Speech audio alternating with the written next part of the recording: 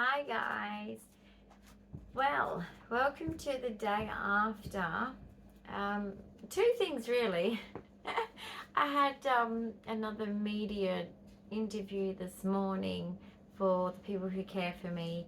So I got to wear another pretty dress, but that was tiring. But yeah, we got through it, and I did it first take. And you know what I said? I said, you know why? Because I am a vlogger.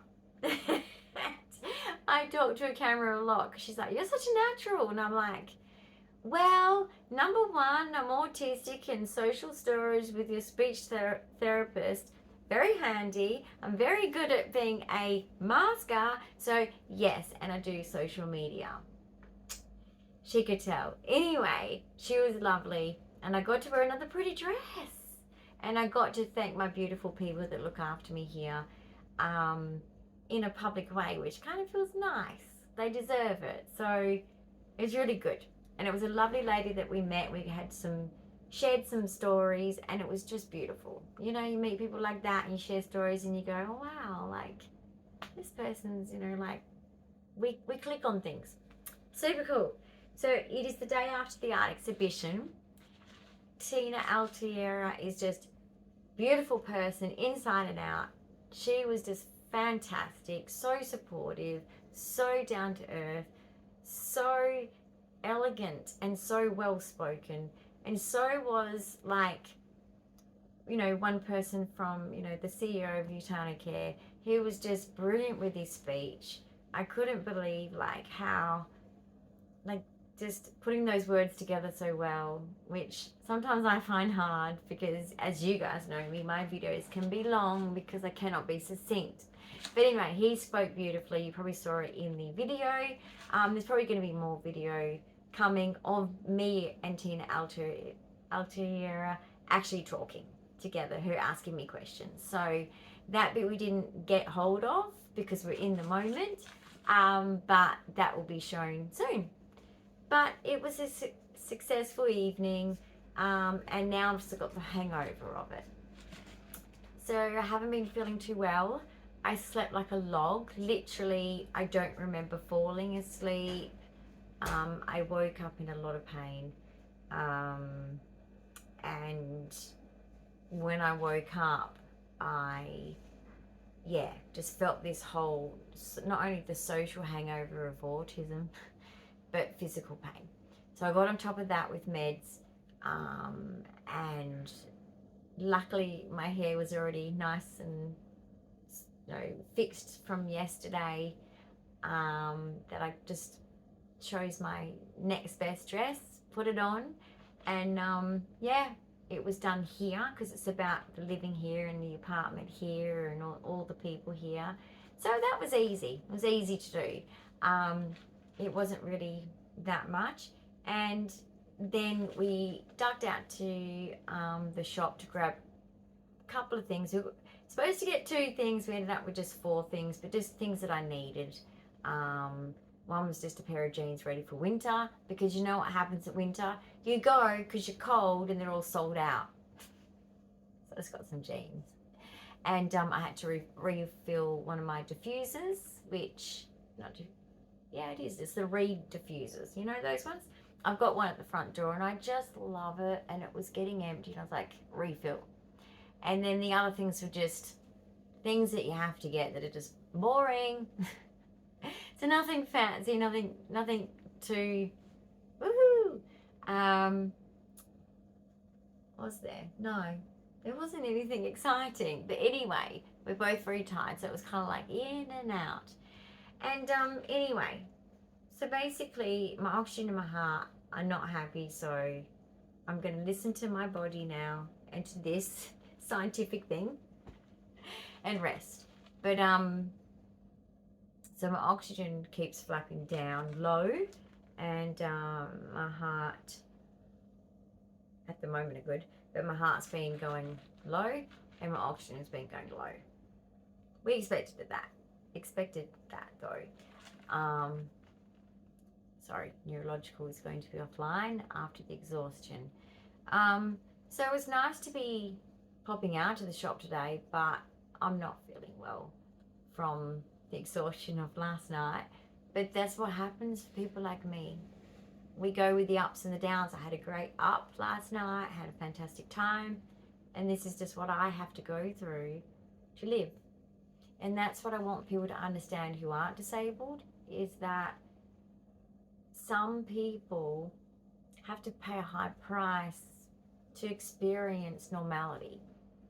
It's not given to us without a bite, if you know what I mean. Being tired is a nice feeling sometimes. You can push through that, or it doesn't hurt. And that's not anyone's fault. I'm not saying this to be like, oh my goodness, you healthy people, how dare you. No. There's a lot of people in my life that are healthy. I'm just saying, like, for me, there's a real bite to it. I was in a lot of pain last night, but luckily I did fall asleep from exhaustion, so that helped. Sleeping through pain is much better, isn't it, guys?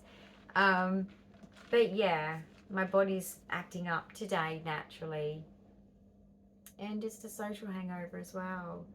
And then talking about my condition to people, and particularly this morning, it's just the reality of it is sometimes harder than the advocacy of it. That's why I do advocacy, because that's the bit that gives me sorry, I'm getting emotional. Being an advocate is really important to me, because you guys keep me going. You guys at the moment are giving me that chance to be that advocate, and that's what gets me through the pain, I guess I'm saying here, because those moments are hidden. It's not like I am seen in those moments. It's not like you invite people over when you're in those moments. So yeah, it's just the reality. It's so nice to be an advocate for that reason, because I know what's behind the scenes for so many families, so many carers, what they go through watching him, and what I go through being the person with the condition. So if anyone's out there with a disability, or families, or just you're learning about this is the reality of disability. There's a tough side, and we all brave it out. The carers, the whether they're formal or informal carers, whether they're just providers even, and then us participants who have the disability. There's a lot of I guess, like, hills to climb, because we've got a different struggle. The carer has a different struggle, but a struggle to the person with the disability. So yeah, that's how it is. But I just love being an advocate, because that's the positive side, instead of being just living this and not being able to say, hey, let's rest this out, let's have a good day, so that I can stand up and say to people, you can still achieve something, you can still do something, don't just lay there and give up. And that's my thing to you guys. I've always said that to you guys. Don't give up, no matter what you've got. I don't care if your disability is mild, I don't care if it's severe. Don't give up on what you can do. Remember what you can do, keep doing it. So I'll keep doing my art, I will keep producing it, because I love it. I've got nowhere to put it, so I'm going to keep offering it to anyone who wants to buy it. And also, though, I'm not only sick with just, well, it is related, I guess, to my 20Q because of my immune system. But, yeah. So this thing that I thought was a cyst isn't getting any better. And the symptoms and the look of it from my doctor, he's already guessed it, and he's guessed right. We're having a telehealth most likely tomorrow, so we'll have a telehealth with him. It looks like I've got shingles. So right, just, you probably won't be able to see it because it's I've been doing things to dry out the fluid, and I thought it was a cyst. And so I'm in a lot of pain here, going through here, like all around here. And sometimes the nerve goes through to each ear and through to the temples. So it's like the nerve pain, you know. So I think he's pretty spot on, and it's like, to touch it, it's like a bruise. So yeah, I've got shingles. Another thing to fight. And if you want to know what 20Q is in a nutshell, it's death by 1,000 paper cuts. Everything I get, everyone else gets, except I get it all the time. I've always got an infection, and I still have the Klebsiella infection, UTI. So I continually have infections. So yes, everyone else gets them, but I've got one all the time. Anyway, I am happy, guys, but my emotions right now are because of pain, and also because of like happy, bittersweet memories. Meeting Tina Altera, and I said to her, you know, like, oh, you know, like, yes, I've done, you know, things before, like creativity, like in dance. And I said, funnily enough, because she's from Channel 7, I used to do the Christmas pageants and telethon and family fun days and everything as a child. I performed a lot.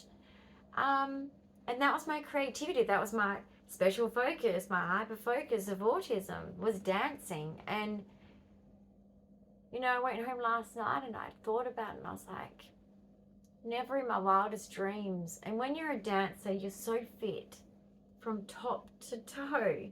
You're fit, and I never guessed, because I never saw myself as disabled as a child.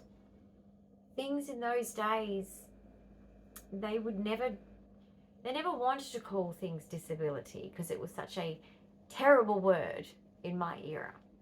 They wouldn't say it. There was other names, developmentally delayed, you know, learning disabilities. They minimized all the talk, all the speech, hyperactivity. Things are minimized. Things weren't discussed openly, easily. It was very uncomfortable.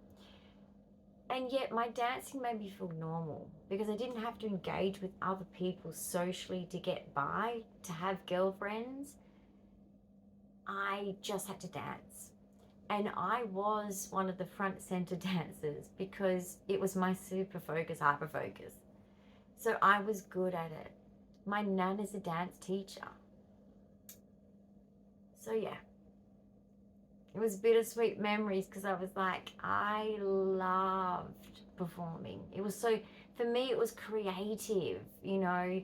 I used to do Forest Chase in Perth every holidays. I've done West Coast Eagles, I've done telethon, family fun days, meeting the home and away stars, Christmas pageants. I wanted to be on a float. I said it to my teacher, I can't just sit on a float and just float, because I'm tired, because fatigue is part of 22Q. Anyway, I even had to do forward walkovers. Jeez. And guys, we had to go around twice. You guys might have seen us, you know, you might remember us only once. We went twice. Hot days. We didn't do it at night time. It's better now. I've got my throat. This is my treat for today. This is my actual treat for today. No, it was a treat to refill my diffuser at the front door. I have to, because in an apartment, you don't have windows on one side of your house.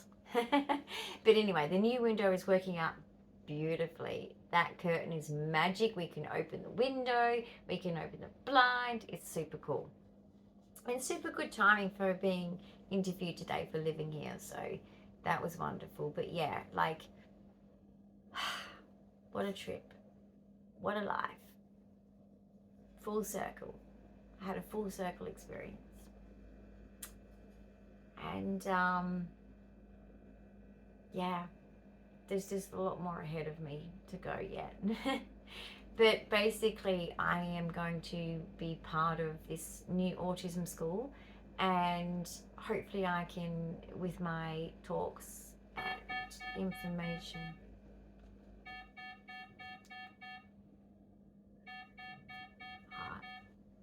Okay, sorry guys. So hopefully I can inspire them. Of course, I'll be more well rested and not cause all this drama. Thank you.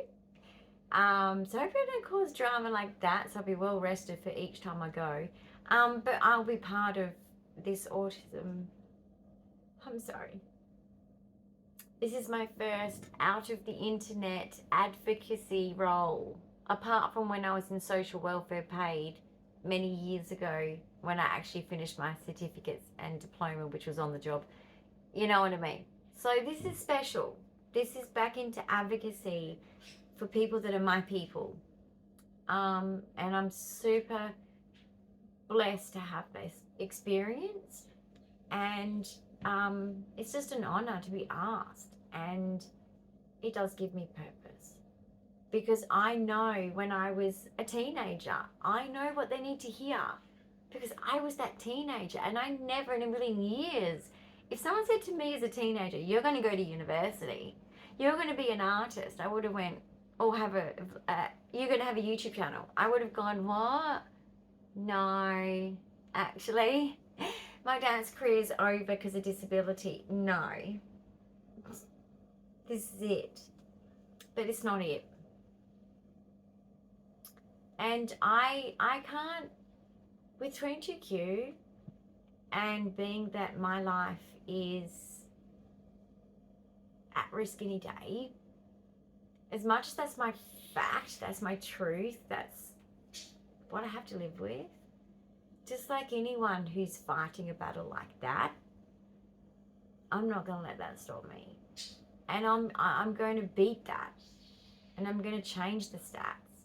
Even though my body's not happy, I'm going to beg and force and get the health care system to keep me going, because I'm not done yet. And so yeah, I have an advocacy role that I get to step out of the camera and actually go out there and go, hey guys, and hopefully inspire some young teens who are autistic to live their best life. Guys, us autistics all have, usually in our special interest, talents. Things that we don't believe in, because just like any teen, you know, we're hormonal when we're teenagers, and we don't have the self-esteem, and we don't believe in ourselves. And I don't know if you had parents like mine. I felt like because of my ADHD and autism that I was so difficult, I was always talked about as if like, she's just not going to make it. Like, she's just not going to make it. They gave up on me.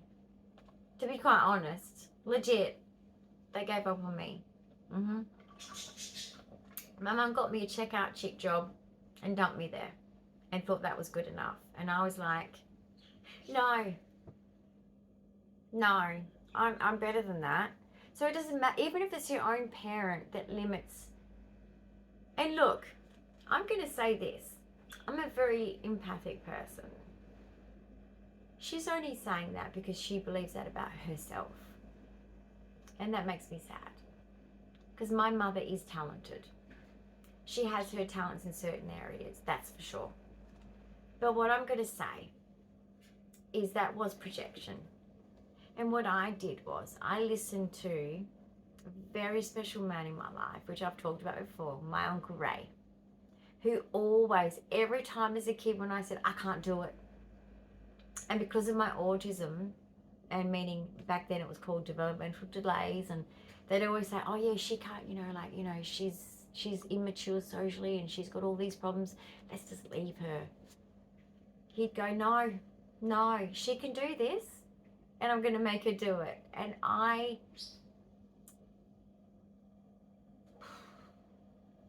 that man's voice in my head is the reason I am who I am today. And I've said it before, and I'll say it again.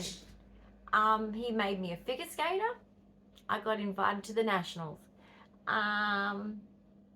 I kept up my dancing. I mastered the art of playing the recorder to the point where I was asked to play the flute, but I never ended up playing the flute, but I was asked. He was the one that always told me, no, don't. You can do anything you want. You just have to do the work. You're too lazy. If you don't want to do it, you're being lazy because you need to practice. You need to give it a go. You need to get in there. And he's right. And I'll back that up. Every step of the way, I'll back that up. And also, it's do what you love. Do what makes you happy. Because one thing I know, in speaking to another parent who's got a child with a syndrome, doctors are harsh. They give you this diagnosis and they're like, well, you know, Google the rest of it and we wish you luck, because they know that your prognosis is not good. And you know what? You'd think that you would send you into, I'm just going to quit. And maybe some people it does, but not me.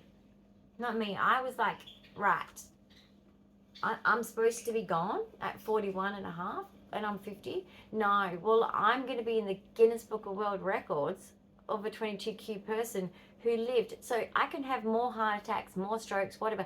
I'm going to survive them. And the medical system's going to fix me and I'm going to make them. I'm going to make them. I'm going to scream and yell and jump up and down and carry on like a pork chop because I want to live. Because I've got a job to do. And there's some people that need me. I know I need those people that helped me be who I am today. And I know there's people out there that need me. And I'm going to be here. So guys, just don't give up. When someone gives you a prognosis, just go, oh, okay. Well, that's what they say, but let's see. Like, I'm not denying that my risk factors are high. I'm not denying that every morning I wake up that I'm not relieved. I am, because that is how serious my condition is. That'll be it. And I really got that feeling in hospital because the heart alarms, my heart rate was in the 30s. Every early hours of the morning.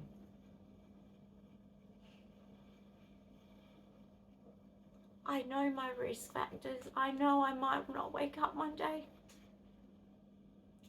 But it's not going to stop me. And every time I wake up, I smile. Even though I'm in agony. And I'm like, I look to Sir for, where's my ABC for pain relief? But yeah.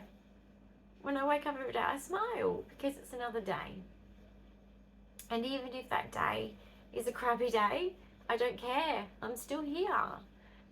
So life is short, life is precious, and life is about simple things. And even in speaking to the lady today, she said, yeah, you look so good. And that's what probably makes you not get the acknowledgement, right? And I said, yeah. And then she shared her story that one of her arms doesn't work and no one knows because you can't see it. She knows it, she can feel it. So guys, they call it the beauty effect. And I'm not saying that I'm beautiful. I don't see myself that way at all. But because I dress well, because I've been raised to present myself well, to always be clean and presentable. That's just how I've been raised. That's part of discipline in my family, right? It's just kind of that thing of this is how you present yourself, right? But because of that, people look at me, they don't realize I could die any day. And it goes against me because you get treated as though you're going to live for, you know, you've got guaranteed 60s, 70s, 80s, 90s. No, I don't. I don't have any day at this point guaranteed. That's why I'm fighting legally. Because heart treatments cost a lot of money in Australia. and our hospitals publicly, because of the politics and the lack of money and the funding and the distribution of funding, they don't have the money. And I'm rare, and they would rather let me go, put me out to pasture, as the cardiologist said. So I have to fight for my healthcare, and I will. I will still keep fighting for my healthcare. But I also know that Jesus has a part in this.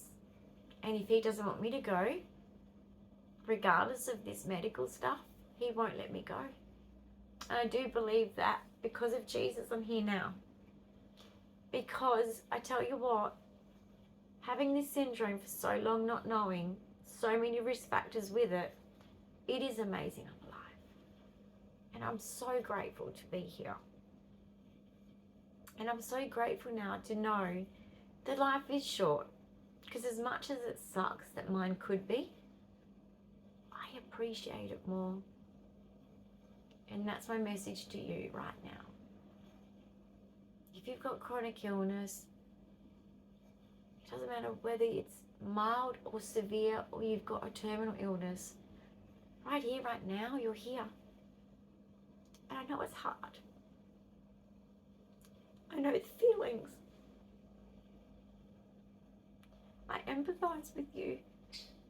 Your losses, how people now treat you, you know, like sometimes, like what I shared with Tina Alterias, we said, I think in the questionnaire too, as well as talking beforehand, you know, naturally getting prepared for it, she's got to get to know what I'm all about.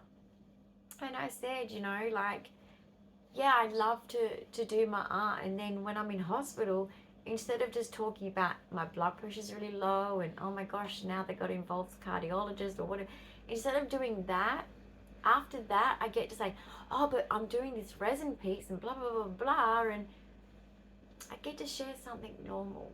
And guys, just whatever you can do from bed, whatever you can do in the next room, even if it's like you go back and forth, or if you have good couple of hours you get to go and you get to spend it doing something. I don't care if it's poetry, I don't care if it's creative writing, starting your own channel, being an advocate for what you've got for others. It's meaningful and it really helps you get through your battle. Trust me, it does. Helping others get through their battle that you share with them helps you. One of the caterers was autistic. I said to her, I love your braids. She had this beautiful red hair and she had these beautiful braids. And I said to her, oh my gosh, because you know some redheads are just so stunning with their blue eyes and their red hair. And she had these beautiful braids both sides. And I said, your hair is beautiful, because I love braids. And she knew I was autistic because it was already said by the Professor Lynn Beasley. And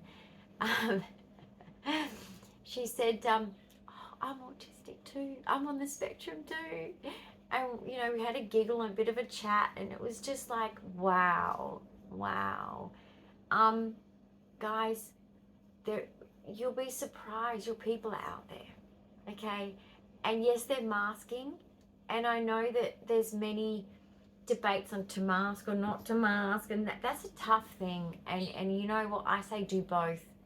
Everybody that knows you and is in your life regularly, you should always show them your mask and your unmask.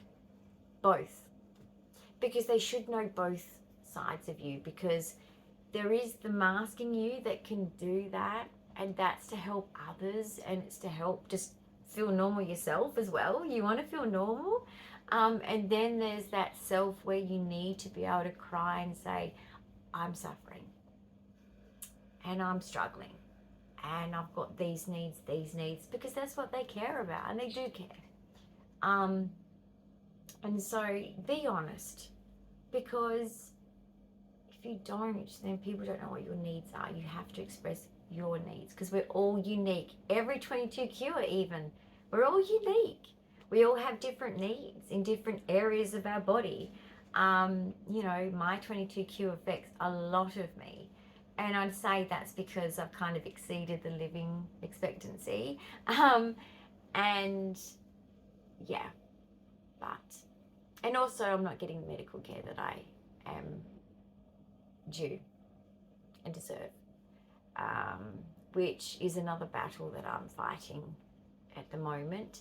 I'm waiting to hear back from a lawyer who she's been asking more and more questions, which is a wonderful sign. She's been gathering more and more paperwork from me, which is wonderful, and she's going to speak to a senior barrister because, just like the human rights lawyer said, this is medical negligence. And guys, I don't want to die of medical neglect. I want to die of 22q. I want to die when it's meant to be, which I believe is Jesus.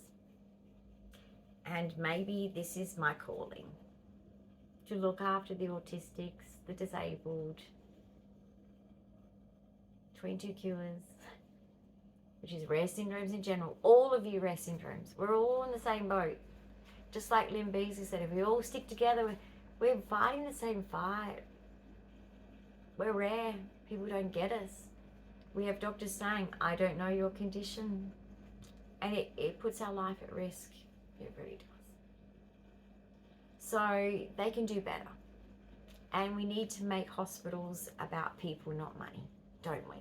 So when you do vote Australians, please, I urge you, I'm not telling you what to vote, but I'm telling you, like, vote for where they're putting the money. We need good hospitals, good schools, good roads, just all the needs, like for families and disability and aged care and everybody. Just think of that. That's what I urge you to do. Hashtag save the humans. Hashtag save animals too. Because you know I'm an animal lover. But yeah, please, like, I want to get more animals. I'm having issues in the brain because I'm just wanting to get an animal. I'm craving a dog. There's, look at this. I've got this whole side of the bed that this dog could be lying on right now. Just saying. It can lie on me when Sir's lying next to me watching telly. Okay, I need a dog.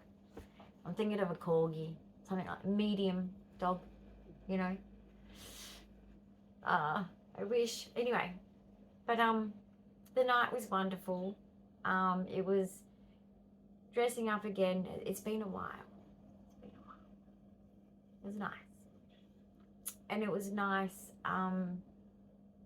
not just being seen, but more than that, like, it was nice just being, I felt appreciated. And I also felt appreciation to all of them.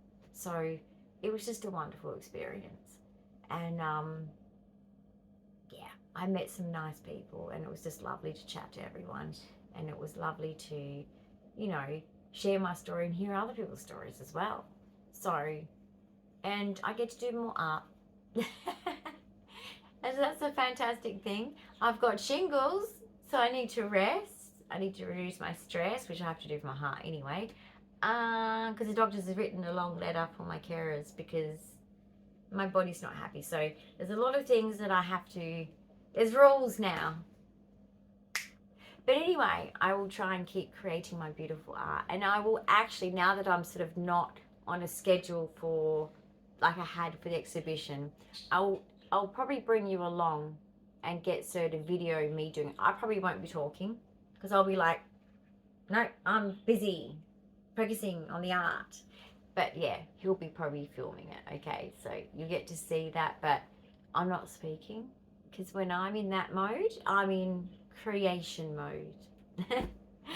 Because, look, I know that my pieces, if I had more time, are better than that.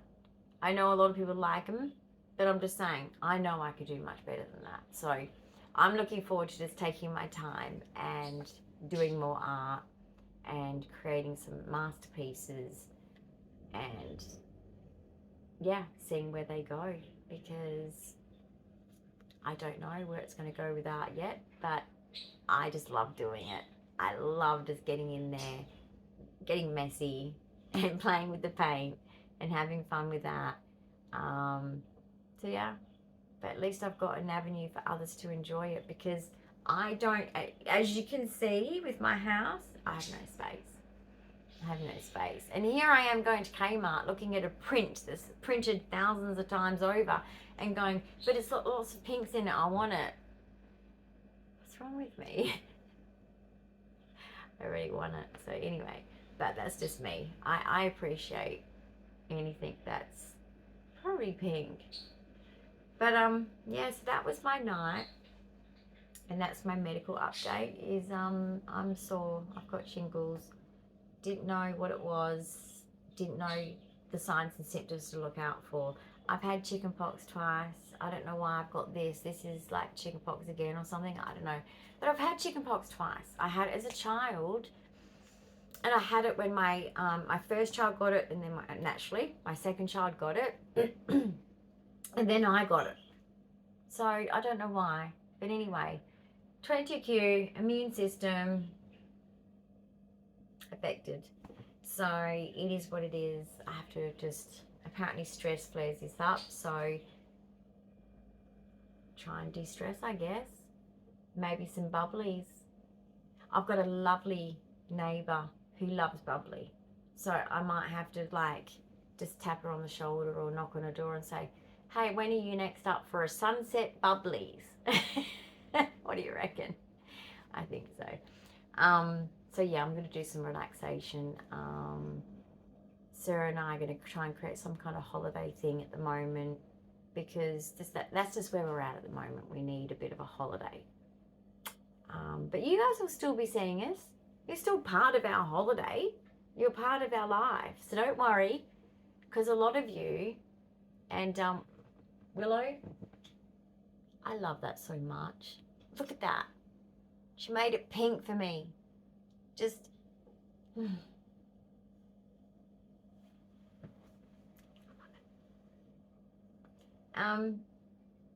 yeah, so you'll see whatever we're doing. The ups and the downs. The good, the bad, and the ugly, guys. You know, you always see it all. And there's more footage coming of the night. The guy that took a lot of camera work, the IT dude. The IT dude. Don't you love IT dudes? He used to be an IT dude. I've got a son who's an IT dude. They're handy. They know a lot. They do a lot. So I'm waiting for a video. This is the one where it's actually me and Tina speaking, and she's asking me all the questions, because that makes it a lot easier on me, because I was like, when we chatted in the kitchen, I was like, sounds good to me when she explained it, because I was like wanting to say to her, I'm autistic and socially awkward and I don't know what to say. So you just go for it, girl. And look, she's from Channel 7. She knows what she's doing. I had the most professional person to follow. I was cool. She made me look cool. Okay, so I can't take credit for that. She made me look cool. But no, that'll be coming soon when we get a hold of that footage. So that's special. And yeah, so I will catch you guys in the next video when I show you what we're doing. In the moment, as you know, we're in hangover mode. But even if it's just showing you this hangover mode, we will. And then whatever we do next. So take care, guys. And I love you all. And I hope that you liked the footage you saw. It's always different to being there, you know. It was nicer there than what it looks like just in the little video, you know. But yeah, it all turned out great. And just hearing people's appreciation of my art was a surprise to me. I don't know, I'm not used to that. So I've only ever sold 2 pieces in art exhibitions, but I've never spoken to the person that's bought it, so I've never known what they thought of it. So it was a cool experience for that too. Anyway, and it's just such an honor to be able to talk to these teenage autistics, and I'm just going to get them pumped. They're going to be so motivated. They're going to be like, Mom, Dad, get ready. I need to be decked out with this because I'm going to be the best in Australia at this. I'm not kidding. I'm actually not kidding. Like, when I was a dancer, my teachers, every school I went to, I didn't go to that many, but I'd turn up and they'd go, right, front center. And all the other girls are, geez, I've been here for years.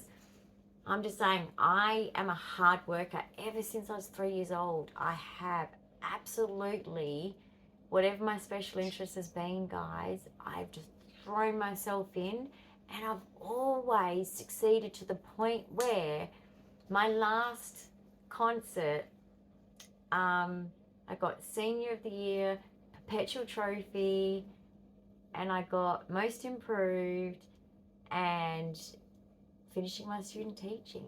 Like, guys, like, it was just, I've never had like 3 trophies in 1 year. So us autistics, when we put our mind to something that's our special interest, we really do well at it. And I'm going to make sure these kids know about that, because they deserve a good life. And anyone with disability, guys, you have a life, I promise you. I'm going to try and show you through here too, like I always have. So I'll see you in the next video. Oh, I'm sore. See you guys. See you next time.